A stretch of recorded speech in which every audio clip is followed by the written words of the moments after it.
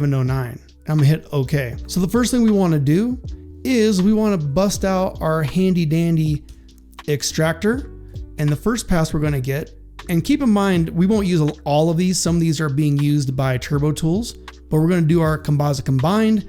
And as you can tell, it looks like absolute trash. So this is where the color transform comes in. So with that selected, I like to use the OpenColorIO plugin.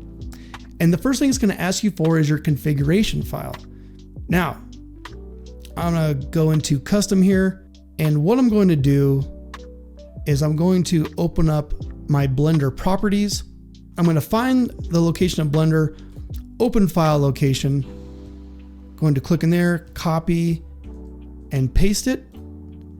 And inside of Blender 4.3, we're gonna go to data files, color management, and config OCIO.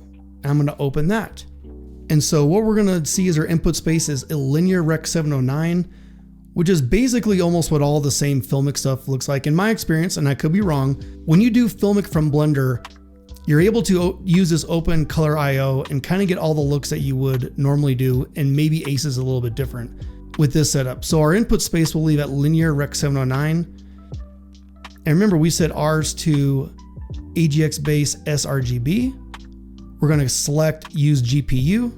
And now we're back to where we were, and it looks just like it did in Blender with a little bit of those extra nice highlights and roll-offs. Now, for the keen eye of you, if you're able to see this, we'll notice that in our highlights, our highlight roll-off is extremely bad. And when you compare it to the JPEG, we are losing a ton of data. And anytime you see these whites go pure white like this and you don't get your nice roll-off, it's only because we're in 8 bits per channel. We need to be in 32 bits per channel. So I'm gonna hold Alt and click this. There's 16, there's 32. And now these images are basically exactly the same, but the difference is now we have the latitude of EXR. So for example, if I bring in some levels, and this is of course an extreme example, but it could affect your renders, is I'm gonna just crank up the brights, and what you'll see is we're starting to get all this weird noise and coloration and just a bunch of, or we're losing our information because it's getting too high, right?